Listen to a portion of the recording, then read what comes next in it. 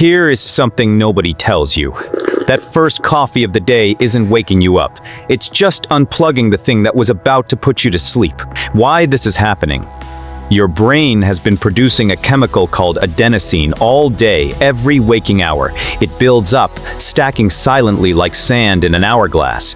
When enough accumulates, you feel tired. That's not a malfunction.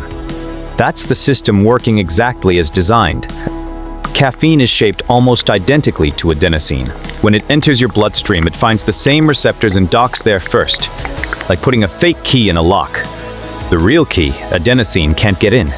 So your brain never gets the signal that you are tired. The tiredness is still there, accumulating behind the blockade. Caffeine doesn't generate energy. It borrows against it. The peak. Once blocked, your neurons fire faster. Adrenaline rises. Dopamine gets a small boost. Heart rate ticks up. You feel alert, sharp, capable. This is your brain running hot on borrowed time, and the bill always comes due. When caffeine breaks down, usually 4 to 6 hours later, all that adenosine floods back at once. That's the crash. That's why one coffee leads to two, the dark side. Your brain is adaptive. After weeks of daily caffeine, it grows new adenosine receptors to compensate. Now you need caffeine just to feel normal. Not good, just baseline functional. Skip it one morning and those extra receptors mean adenosine hits harder than it ever would have without caffeine at all. That's withdrawal. That's the headache. We call it a morning ritual. It's pharmacological dependency with a branding deal. The part nobody talks about. Caffeine has a half-life of about 5-7 hours.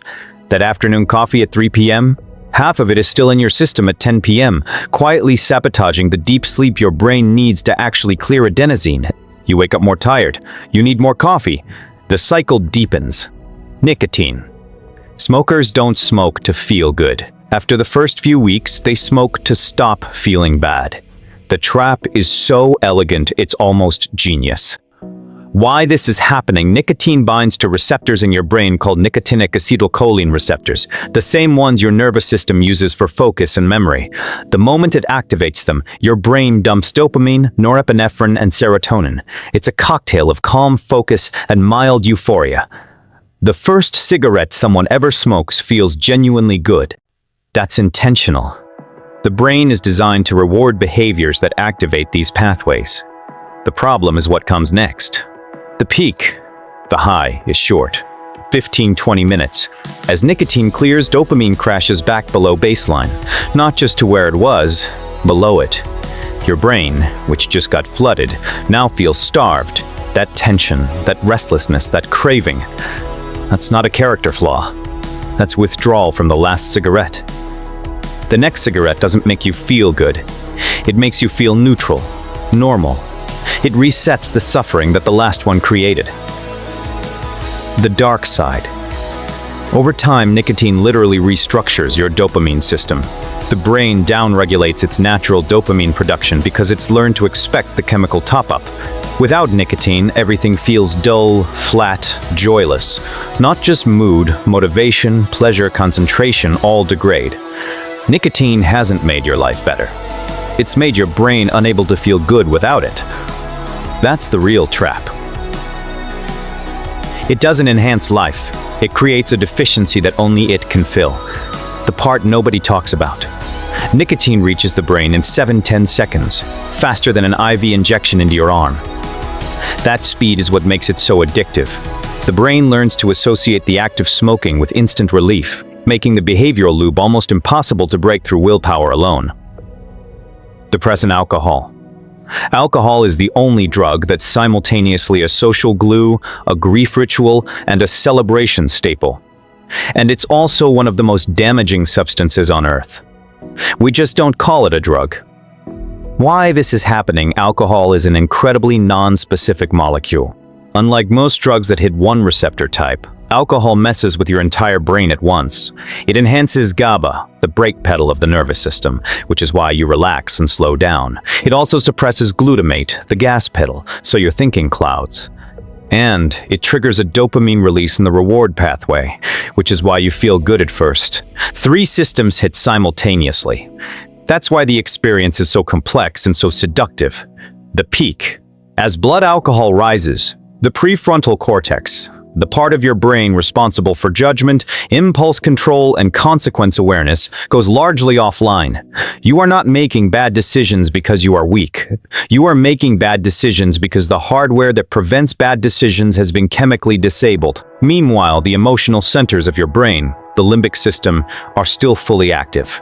Emotion without judgment. That's the recipe for every terrible thing that happens after too many drinks. The dark side. The morning after, your brain rebounds. GABA drops, glutamate surges back up. That's why anxiety, sensitivity to light and sound, and a racing heartbeat define hangovers.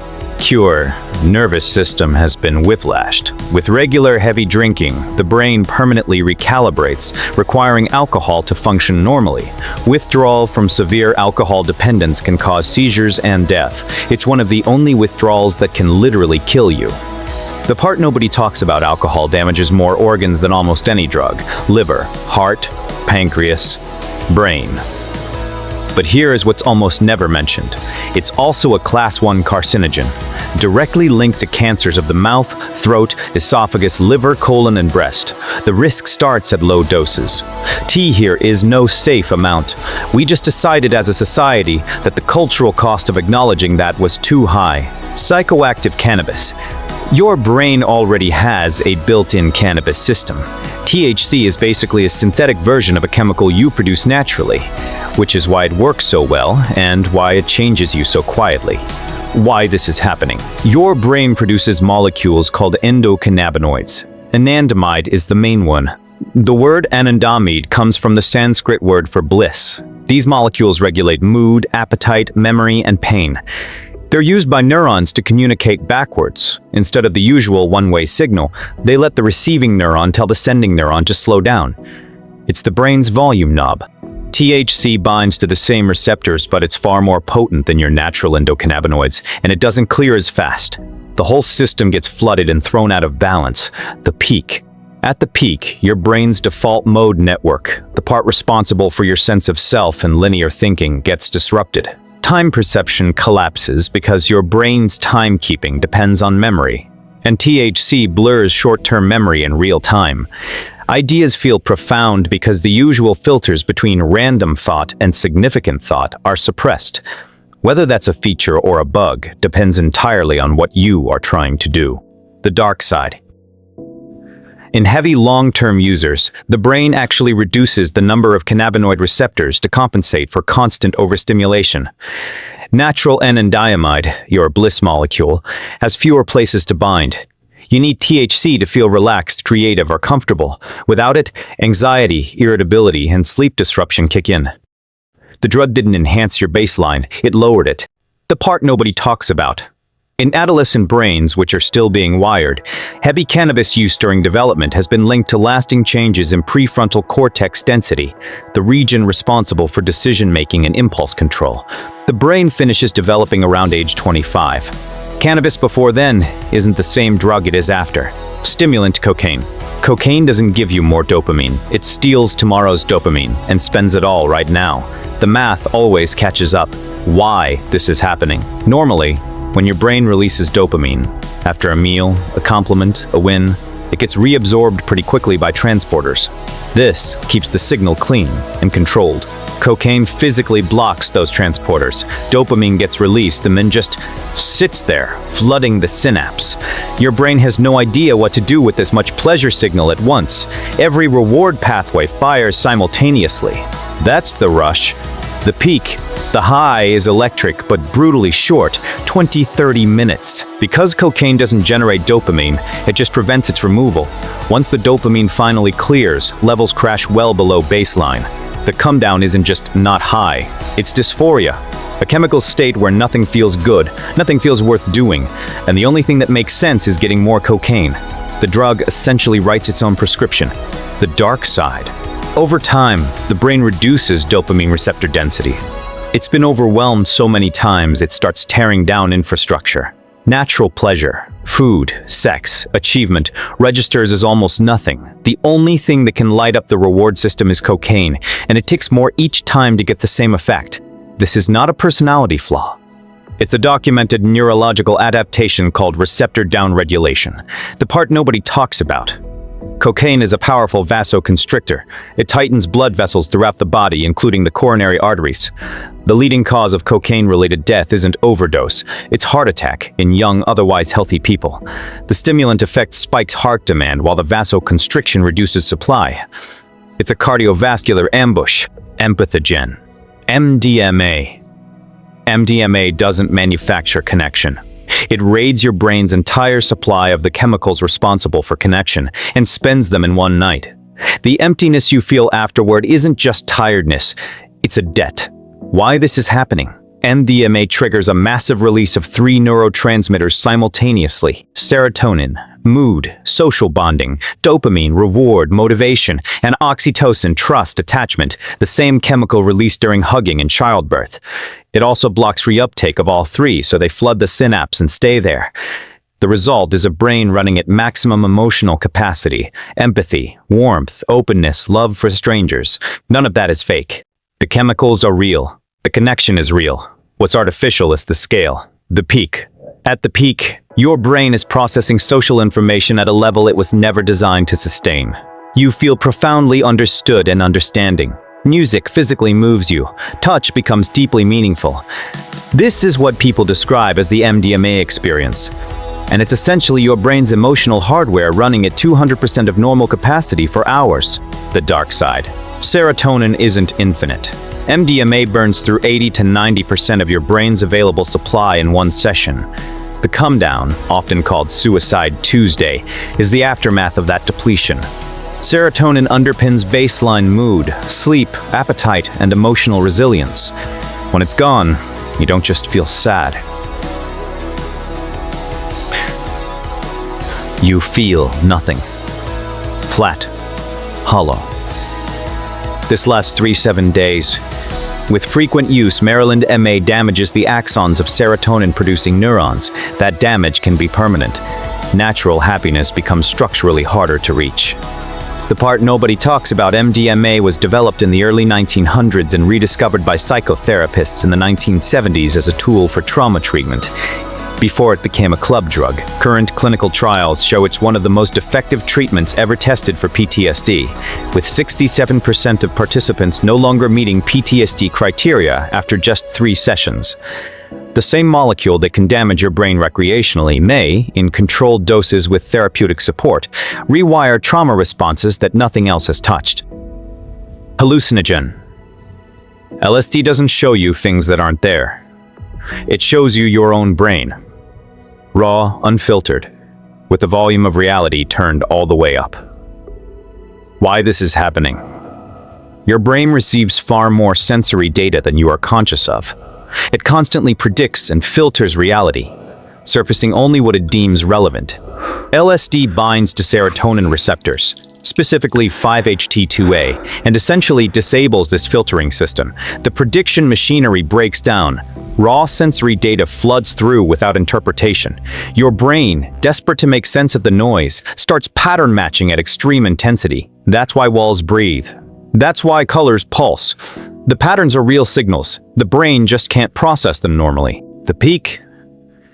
At the peak, the default mode network, the part of the brain associated with your sense of self, goes nearly silent. This is measurable on fMRI. Without the narrative of I, the boundary between you and your environment dissolves. This is what people describe as ego dissolution. Some find it transcendent. Some find it terrifying. Both reactions make sense. You've just lost the cognitive structure that separates you from everything else. The dark side. LSD can trigger latent psychiatric conditions: schizophrenia, psychosis, severe anxiety disorders. In people genetically predisposed, a single trip can be a trigger. HPPD, hallucinogen persisting perception disorder, causes visual disturbances and flashbacks that can last months or years after a trip. For most people, these risks don't materialize. But there is no reliable way to know in advance who will be affected. The part nobody talks about. LSD is active at doses measured in micrograms, millionths of a gram. A single gram of LSD can produce 10,000 doses. It's the most potent psychoactive substance known by weight. The entire experience that rewires how someone sees reality for 12 hours fits on the corner of a postage stamp. Dissociative ketamine. Ketamine was designed to stop you from feeling pain. What nobody planned was that it also stops you from feeling like yourself. Why this is happening? Your brain uses a chemical called glutamate as its primary excitatory signal. It's how neurons talk to each other at high speed. Ketamine blocks NMDA receptors, which are the main glutamate receivers. When glutamate can't reach its receptors, sensory processing fragments. Your brain can no longer integrate what your body is doing with your conscious experience. This is called dissociation, the separation of perception from self. It's not hallucination. It's the sense that reality is happening at a distance. The peak, at higher doses, users experience what's called the K-hole, a state where body and mind feel completely disconnected. You might observe yourself from outside. Time loses coherence. Your identity becomes unclear. It's described variously as terrifying, peaceful, or cosmic, usually depending on what someone was carrying emotionally when they went in. The same neurological state that makes ketamine a surgical anesthetic becomes, at sub-anesthetic doses, a consciousness experiment. The dark side. Regular heavy use causes ketamine bladder syndrome, a condition where the chemical directly damages bladder tissue, causing chronic pain and, in severe cases, the need for bladder removal. It also causes memory fragmentation and emotional blunting. The numbing effect that seems appealing after trauma can, over time, make it impossible to feel anything deeply, including the things that make life worth living. The part nobody talks about. In the last decade, ketamine has become one of the most effective antidepressants ever discovered, working within hours where traditional antidepressants take weeks. It doesn't work by raising serotonin. It rapidly grows new synaptic connections in the prefrontal cortex. In patients who've tried everything else, a single ketamine infusion can lift suicidal depression within 24 hours. The drug that splits mind from body may also be the thing that saves lives when nothing else can. Painkiller opioids. Your brain has a built-in opioid system. It's what gives you the warmth after a long hug, the calm after crying, the comfort of being safe. Opioids hijack that system entirely and make the real thing feel like nothing. Why this is happening? Your brain produces its own opioids, endorphins and enkephalins that bind to mu opioid receptors. These regulate pain, stress, and social bonding. Opioid drugs bind to the same receptors but with far greater intensity. They don't just reduce pain, they replace pain with its opposite. Not the absence of pain, but warmth, safety, and deep euphoric calm. The same system your brain uses to reward connection and relieve suffering gets activated at a scale it was never designed to sustain. The peak. The peak of a powerful opioid isn't excitement or energy. It's peace. Total, absolute, weightless peace. Every burden dissolves. This is exactly why it's so dangerous for people who are suffering. It's not just a high. For someone in chronic pain, physical or emotional, it feels like a solution. It feels like how life should feel. The tragedy is that it works, and then it stops working. The dark side tolerance builds rapidly. Within days to weeks, you need more for the same effect. And withdrawal from opioids is among the most physiologically brutal experiences a human can have. Muscle spasms, bone pain, severe nausea, vomiting, sleeplessness, and overwhelming anxiety, lasting 5-10 days. Your nervous system has recalibrated so completely around the drug that its absence feels like dying. Many people relapse not to feel good, but simply to stop feeling that bad, the part nobody talks about. The opioid crisis in the US has killed over 500,000 people since 1999, more than the entire Vietnam War, every year, year after year. A significant portion of those deaths trace back to OxyContin, a drug that Purdue Pharma deliberately marketed as low risk for addiction. Internal documents showed they knew the risks. The company paid billions in settlements. The death toll continued to climb. Stimulant. Methamphetamine. Meth doesn't just give you dopamine, it forces your neurons to dump every last drop they have, and then torches the system that makes more. Why this is happening? Normal stimulants like cocaine block dopamine reuptake. Meth does something more aggressive. It actively forces dopamine out of storage vesicles inside neurons and into the synapse, and then blocks reuptake too. It's not just turning up the faucet, it's opening a fire hose while simultaneously blocking the drain. Dopamine floods the brain at levels 3 to 5 times higher than any natural reward. The euphoria is immediate, total, and overwhelming. It also triggers massive releases of norepinephrine and serotonin, supercharging alertness, focus, and physical energy simultaneously, the peak. During the peak, people report feeling invincible, physically capable, mentally extraordinary, completely in control. Tasks that felt impossible feel trivial. Goals that seemed distant feel immediate. This is the brain running on its entire reserve of motivation and reward. It feels like the best version of yourself. What's actually happening is that your dopamine infrastructure is being stripped bare. The dark side. Meth directly damages dopaminergic neurons. Prolonged use kills the nerve terminals that release dopamine. The damage is visible on brain scans, structurally similar to Parkinson's disease. After heavy use, natural dopamine production can be reduced by 50% or more. Food, sex, music, accomplishment, nothing registers. The brain has been stripped of its ability to feel pleasure through any normal means. Recovery of dopamine function takes months to years, if it happens at all. The part nobody talks about. The speed of meth spread through a community is documented in dramatic before and after photos of users. Faces changing visibly in months. This isn't mostly from the drug itself. It's from the lifestyle. No sleep, poor nutrition, compulsive behaviors, immune suppression. The drug hijacks the survival system so thoroughly that basic maintenance of the body stops feeling necessary. Hallucinogen. Psilocybin. Magic mushrooms don't add anything to your mind. They temporarily dissolve the structures that keep your mind organized, and what emerges is whatever you've been keeping below the surface. Why this is happening? Once consumed, psilocybin converts to psilocin in the liver. Psilocin acts as a serotonin agonist. It binds to 5-HT2A receptors across the brain, particularly in the prefrontal cortex and default mode network. The default mode network is a set of brain regions associated with self-referential thinking, your internal monologue, your sense of narrative identity, your mental model of yourself. Psilocybin dramatically reduces its activity. The you that narrates your life goes quiet. The peak. Without the default mode network running, the brain's remaining regions talk to each other in unusual ways. Areas that don't normally communicate start firing together. Visual cortex connects to auditory processing. Memory connects to present sensation. This is called increased entropy, more possible brain states, more unusual connections. That's why synesthesia, hearing colors, seeing music, is common. That's why old memories feel present. The normal partitions between mental categories dissolve. The dark side.